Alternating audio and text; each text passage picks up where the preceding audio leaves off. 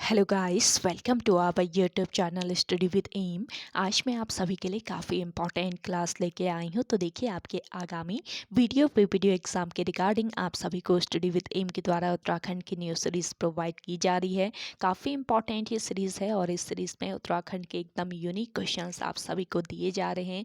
साथ ही साथ क्वेश्चन से रिलेटेड इंपॉर्टेंट फैक्ट्स भी इस सीरीज़ में ही बताए जा रहे हैं, जो कि वीडियो एग्जाम के लिए काफ़ी हेल्पफुल रहने वाले हैं। तो आप सभी लोग हमारी सीरीज़ में स्टार्टिंग से लेकर एंड तक बने रहें। सीरीज़ को स्टार्ट करते हैं। स्टार्ट करने से पहले जिन लोगों ने अभी तक हमारे YouTube channel study with M को सब्सक्राइब नहीं किया है, वो सब्सक्राइब कर लें। साथ ही साथ बगल में जो बेल आइकन दिख रहा है, इसे भी प्रेस कर लें, ताकि हम कोई भी वीडियो डालते हैं तो उसका नोटिफिकेशन आपके पास जल्द से जल्द पहुंच जाए। आप सभी लोग हमारे टेलीग्राम चैनल को भी ज्वाइन कर सकते हैं। ये भी स्टडी विद एम के नाम से ही बना हुआ है और टेलीग्राम चैनल पर रात को 8 बजे क्विज़ का भी आयोजन किया जाता है। काफ़ी इंपॉर्टेंट क्वेश्चन आपको क्विज़ के रूप में दिए जा रहे हैं, तो आप कोई ज्वाइन कर सकते हैं। चलिए, आज के सीरीज़ को हम स्टार्ट कर लेते हैं और इस सीरीज़ का पहला क्वेश्चन है, गंगा ग्राम योजना की शुरुआत उत्तरकाशी में किसने की? देखिए, इंपॉर्टेंट क्वेश्चन है। गंगा ग्राम योजना की शुरुआत उत्तरकाशी में की थी उमा भारती ने। ऑप्शन सेकेंड इस क्वेश्चन का करेक्ट आंसर है। नेक्स्ट क्वेश्चन देखेंगे,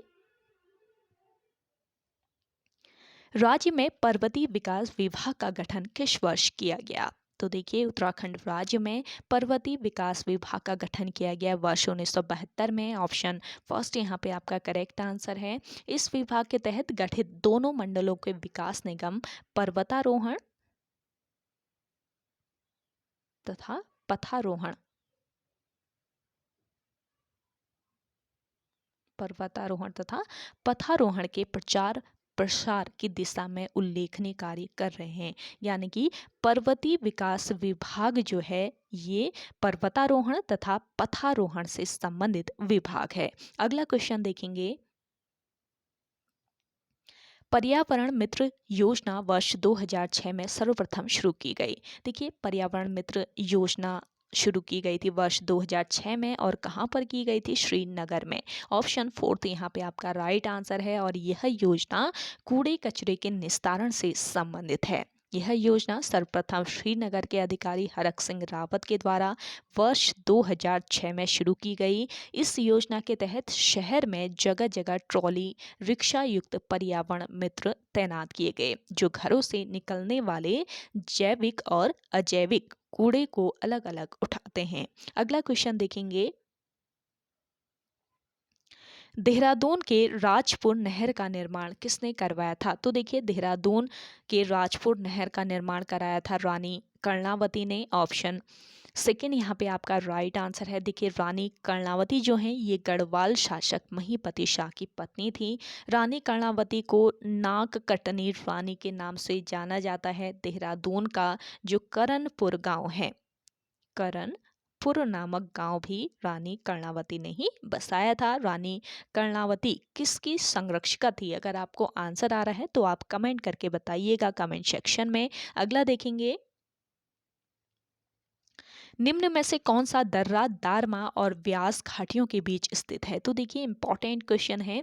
दारमा और व्यास घाटियों के बीच स्थित दर्रा है सिनला दर्रा। ऑप्शन फर्स्ट इस क्वेश्चन का करेक्ट आंसर है। लासपा दर्रे की बात करें तो ये पिथौरागढ़ और चंपावत, पिथौरागढ़ और चंपावत के बीच स्थित है। सुंदर ढूंगा दर्रा है आपके बागेश्वर और चमोली के बीच। और आपका कालिंदी जो दर्रा है, ये उत्तरकाशी व चमोली के बीच स्थित है। तो इम्पॉर्टेंट क्वेश्चन है, ध्यान जरूर रखें आप लोग। अगला क्वेश्चन देखेंगे, भारत की स्वतंत्रता के समय कुमाऊं का कमिश्नर कौन था? तो देखिए, भारत की स्वतंत्रता के समय कुमाऊं कमिश्नर था डब्ल्यू फिनले। ऑप्शन सेकेंड यहाँ पे आपका राइट आंसर है। देखिए, ब्रिटिश कुमाऊं का 23वां कमिश्नर कौन था? डब्ल्यू फिनले था, जो कि वर्ष 1943 से लेकर वर्ष 1947 तक पद पर बना रहा। कुमाऊं में स्वतंत्रता के बाद वर्ष 1947 से लेकर वर्ष 1948 ईस्वी तक के एल मेहता ने कुमाऊं कमिश्नर का पद संभाला। तो ये ध्यान रखेंगे, वर्ष 1947 से 1948 के बीच कुमाऊं कमिश्नर का पद संभाला था KL मेहता ने। पी विरनम की बात करते हैं तो ये असहयोग आंदोलन के समय कुमाऊं कमिश्नर थे। और देखिए, स्वदेशी आंदोलन के समय कुमाऊं कमिश्नर कौन था पूछ लिया जाए तो आपको याद रखना है, स्वदेशी आंदोलन के समय कुमाऊं कमिश्नर कौन था? कैंपवेल। इंपॉर्टेंट क्वेश्चन है, जरूर ध्यान रखिए। अगला क्वेश्चन है आपका, गढ़वाली फौज का स्थायी लेफ्टिनेंट कर्नल किस गढ़वाल नरेश को बनाया गया था? तो देखिए, गढ़वाली फौज का स्थायी लेफ्टिनेंट कर्नल बनाया गया था गढ़वाल नरेश नरेंद्र शाह को। ऑप्शन फर्स्ट यहाँ पे आपका राइट आंसर है। नरेंद्र शाह वर्ष 1913 से लेकर वर्ष 1946 ईस्वी तक गद्दी पर बैठा और इसकी संरक्षिका कौन थी? राजमाता नेपालिया। राजमाता नेपालिया इसकी संरक्षिका थी।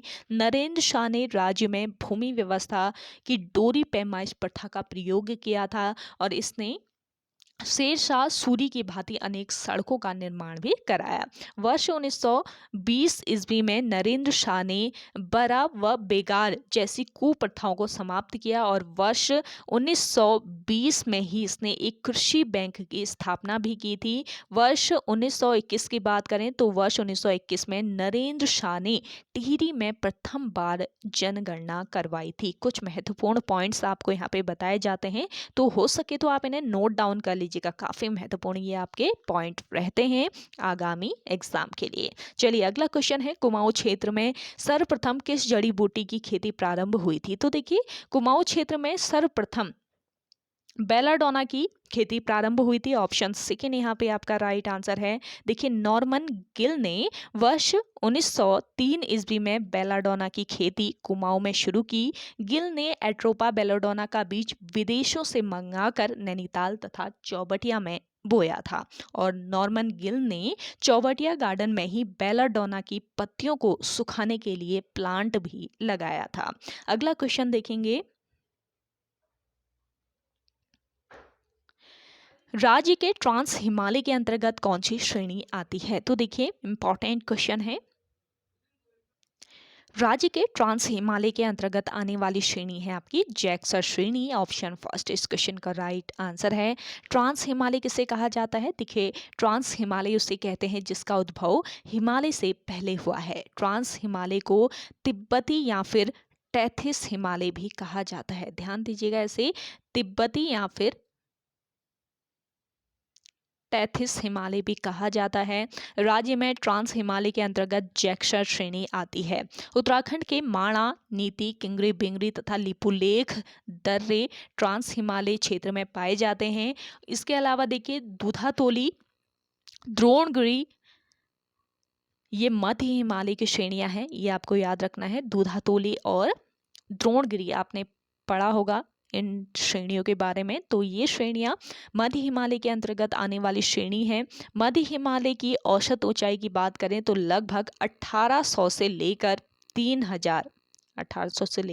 3000 मीटर इनकी औसत ऊंचाई होती है। शिवालिक हिमालय की अगर हम बात करते हैं तो शिवालिक हिमालय जो है ये हिमालय की नवीनतम श्रेणी है। शिवालिक जो है ये हिमालय की नवीनतम श्रेणी है और इसे प्राचीन में मैनाक पर्वत कहा जाता था, यानी कि इसका प्राचीन नाम जो है ये मैनाक पर्वत है। अगला क्वेश्चन देखेंगे, पर्वतीय क्षेत्रों में गांवों व वनों के मध्य की भूमि को क्या कहा जाता है? तो देखिए, पर्वतीय क्षेत्रों में गांवों व वनों के मध्य जो भूमि पाई जाती है उस भूमि को कहा जाता है बिचलिया भूमि। ऑप्शन थर्ड इस क्वेश्चन का राइट आंसर है। पर्वतीय क्षेत्रों में वनों से लगी हुई भूमि को कहा जाता है बुनिया भूमि। ये आपका महत्वपूर्ण पॉइंट है, नोट कर लीजिए। पर्वतीय क्षेत्रों में वनों से लगी हुई भूमि को बुनिया भूमि कहा जाता है। पर्वतीय क्षेत्रों में गांवों के समीप की जो भूमि होती है इनको घरिया भूमि कहा जाता है। और तलाऊ भूमि किसे कहा जाता है? तलाऊ भूमि उसे कहा जाता है जहां सिंचाई की सर्वोत्तम व्यवस्था होती है। और पर्वतीय क्षेत्रों में गांवों व वनों के मध्य जो भूमि होती है इसे बिचलिया भूमि कहा जाता है। अगला क्वेश्चन देखेंगे, केंद्र सरकार ने पंचक्की को कब लघु उद्योग का दर्जा दिया? Most important question. तो देखिए, केंद्र सरकार ने पंचक्की को लघु उद्योग का दर्जा दिया था अप्रैल 2001 में। ऑप्शन सेकेंड इस क्वेश्चन का राइट आंसर है। नेक्स्ट क्वेश्चन देखेंगे, किस परियोजना के लिए राज्य सरकार हिमाचल प्रदेश के बीच समझौता हुआ? तो देखिए, ये परियोजना थी किसाऊ बांध परियोजना, जिसके लिए राज्य सरकार और हिमाचल प्रदेश के बीच क्या हुआ था? समझौता हुआ था। अगला क्वेश्चन देखेंगे, किसाऊ बांध जो परियोजना है ये कहाँ पर स्थित है, किस नदी पर स्थित है, ये भी आपसे पूछा जा सकता है। तो किसाऊ बांध परियोजना जो है ये आपके देहरादून में स्थित है। देहरादून में किस नदी पर? टोंस नदी पर। नोट कर लीजिएगा, टोंस नदी पर यह परियोजना 600 मेगावाट की परियोजना है और इस परियोजना को वर्ष 2016 में राष्ट्रीय परियोजना घोषित किया गया। लखवाड़ बांध परियोजना की बात मैं करती हूँ तो ये देहरादून में ही स्थित है। लखवाड़ बांध परियोजना किस नदी पर? यमुना नदी पर। इचारी बांध परियोजना जो है ये आपके टोंस नदी पर देहरादून में डाक पत्थर के पास स्थित है। और टिहरी बांध परियोजना ये भागीरथी व भिलंगना नदियों के संगम पर बना है और यह एशिया का सबसे ऊंचा व दुनिया का चौथा सबसे ऊंचा बांध है। अगला क्वेश्चन देखेंगे, निम्न में से कौन पर्वतारोहण के लिए प्रसिद्ध है? तो देखिए, इनमें से पर्वतारोहण के लिए प्रसिद्ध है लवराज सिंह धर्मसत्तू। ऑप्शन 4 तो इस क्वेश्चन का राइट आंसर है। लवराज सिंह धर्मसत्तू पर्वतारोही जो हैं ये पिथौरागढ़ से बिलोंग करते हैं और इन्हें वर्ष 2014 में पद्मश्री सम्मान से सम्मानित किया गया और ये लगातार 7 बार एवरेस्ट फतेह करने वाले राज्य के एकमात्र पर्वतारोही हैं। वर्ष 2003 की बात करते हैं तो इन्हें वर्ष 2003 में तेन सिंह नार्गे अवार्ड से सम्मानित किया गया। अगला क्वेश्चन है, यमुना नदी की कुल लंबाई कितनी है? तो देखिए, यमुना जो नदी है इसकी कुल लंबाई कितनी है? 1385। कहीं कहीं पे आपको कुछ बुक्स में 1384 भी मिलेगा, तो आपको ऑप्शन के हिसाब से करेक्ट आंसर लगाना होगा आपके क्वेश्चन पेपर में। तो देख लीजिएगा, यमुना नदी महान हिमालय के बंदरपुछ पर्वत के यमुनोत्री कांठा हिमनद से निकलती है, जिसे कालिंदी नदी भी कहते हैं। और यमुना नदी की लंबाई राज्य में कितनी है? 136 किलोमीटर है, जबकि इलाहाबाद तक इसकी कुल लंबाई 1384 किलोमीटर है। और प्रमुख सहायक नदी की अगर मैं बात करती हूँ तो टोंस नदी इसकी प्रमुख सहायक नदी है। देहरादून के धालीपुर में यमुना नदी जो है ये राज्य से बाहर हो जाती है। अगला क्वेश्चन है, विश्व की सबसे लंबी पैदल धार्मिक यात्रा कौन सी है? देखिए, विश्व की सबसे लंबी पैदल धार्मिक यात्रा बतानी है तो ये है आपकी नंदा राजात यात्रा। ऑप्शन सेकंड बिल्कुल राइट आंसर है। नंदा राजात यात्रा 280 किलोमीटर की पद यात्रा है, यानी कि पैदल यात्रा है और यह यात्रा 19 से 20 दिन में पूरी होती है। नंदा राजात यात्रा गढ़वाल व कुमाऊं की सांस्कृतिक एकता का प्रतीक है और यह विश्व की अनोखी पद यात्रा है जो कि 12 वर्षों में एक बार होती है। यह यात्रा चमोली के कासवा गांव से होमकुंड तक जाती है। चमोली जनपद के कासवा नामक जो गांव है, यहाँ पर एक नौटी नामक स्थान है जहाँ पर नंदा देवी का मंदिर है। तो नंदा देवी मंदिर से यह यात्रा कहाँ तक जाती है? होमकुंड तक जाती है। इस यात्रा को हिमालय का महाकुंभ भी कहा जाता है, ये भी आपका महत्वपूर्ण पॉइंट है, ध्यान रखेंगे। अगला क्वेश्चन है आपका, कुंभ मेले को यूनेस्को ने विश्व धरोहर कब घोषित किया? तो देखिए, कुंभ मेला जो है इसे यूनेस्को ने विश्व धरोहर घोषित किया है और कब किया? वर्ष 2017 में। ऑप्शन थर्ड यहाँ पे आपका राइट आंसर है। देखिए, भारत के 4 स्थानों पर कुंभ मेले का आयोजन होता है। चारों स्थानों में केवल हरिद्वार और प्रयाग में अर्धकुंभ लगता है और कुंभ मेला 12 वर्षों में एक बार होता है। इस मेले का प्रारंभ किसके समय हुआ था, पूछ लिया जा सकता है। कुंभ मेले का प्रारंभ हुआ था हर्षवर्धन के समय। हर्षवर्धन के समय इस मेले का प्रारंभ हुआ था और हरिद्वार में कुंभ मेला मकर संक्रांति पर्व से लेकर गंगा दशहरा तक लगता है। आप सभी को आज का ये सेशन पसंद आ रहा है तो लाइक कर लें। जिन लोगों ने अभी भी हमारे YouTube channel study with M को सब्सक्राइब नहीं किया है वो सब्सक्राइब कर लीजिएगा।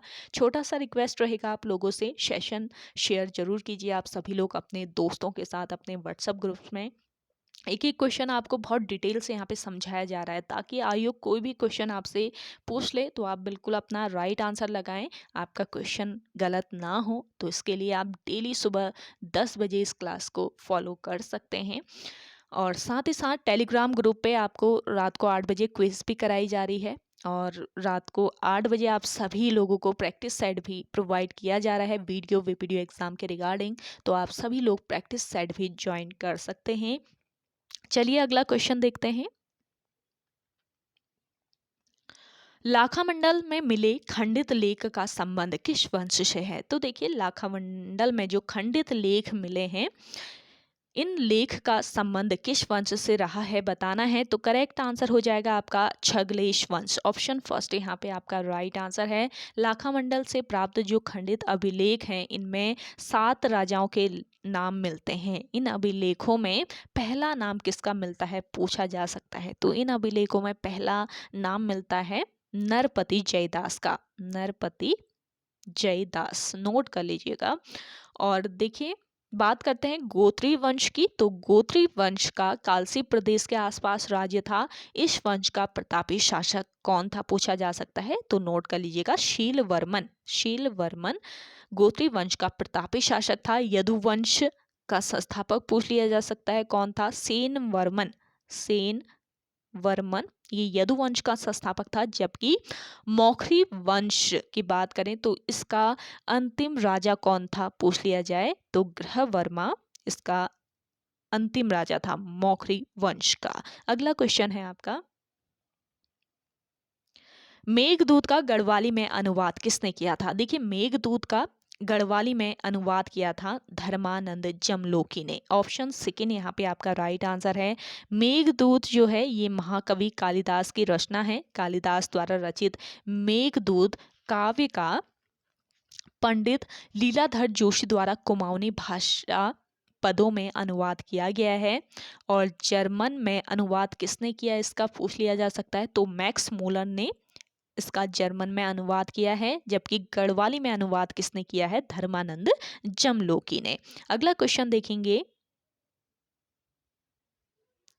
दिंगास अभिलेख उत्तराखंड के किस जनपद से प्राप्त हुआ है? देखिए, काफी महत्वपूर्ण क्वेश्चन है। अगर आप लोगों को आंसर आ रहा है तो आप कमेंट करके बताएं कमेंट सेक्शन में। देखिए, दिंगास अभिलेख जो है ये पिथौरागढ़ जनपद से प्राप्त हुआ है। ऑप्शन सेकेंड यहाँ पे आपका राइट आंसर है। दिंगास अभिलेख पिथौरागढ़ जनपद में कुमाऊं भाषा का प्रथम अभिलेख है। और इस अभिलेख की खोज किसने की थी पूछ लिया जा सकता है। इस अभिलेख की खोज की थी महेश्वर जोशी ने। महेश्वर जोशी द्वारा इस अभिलेख की खोज की गई थी। और लास्ट क्वेश्चन है आज के सेशन का, देवसारी परियोजना किस नदी पर स्थित है? तो देखिए, देवसारी परियोजना जो है ये चमोली जनपद में पिंडर नदी पर स्थित है। पिंडर नदी की बात करें तो पिंडर जो नदी है ये पिंडारी ग्लेशियर से निकलती है। पिंडारी राज्य का दूसरा सबसे बड़ा ग्लेशियर है। और यह ग्लेशियर बागेश्वर, पिथौरागढ़ व चमोली जिले में है, जो कि 30 किलोमीटर तक फैला है। देवसारी जल विद्युत परियोजना 252 मेगावाट की परियोजना है, जो कि सतलुज जल विद्युत निगम लिमिटेड द्वारा संचालित है। और देवसारी परियोजना को रन ऑफ द रिवर तकनीक प्रणाली से विकसित किया जा रहा है। तो ये आपका महत्वपूर्ण पॉइंट है, इसको भी आप लोग याद रखेंगे। तो ओके गाइज, आज के सेशन में इतना ही। आई होप आप सभी को आज का ये सेशन काफ़ी पसंद आया होगा। अगर आप सभी को आज का ये सेशन पसंद आता है तो इस सेशन को लाइक कीजिए, शेयर कीजिए। जिन लोगों ने अभी भी हमारे YouTube channel study with M को सब्सक्राइब नहीं किया है वो सब्सक्राइब कर लें। तो चलिए मिलते हैं एक नेक्स्ट इंटरेस्टिंग वीडियोज़ के साथ, तब तक के लिए धन्यवाद।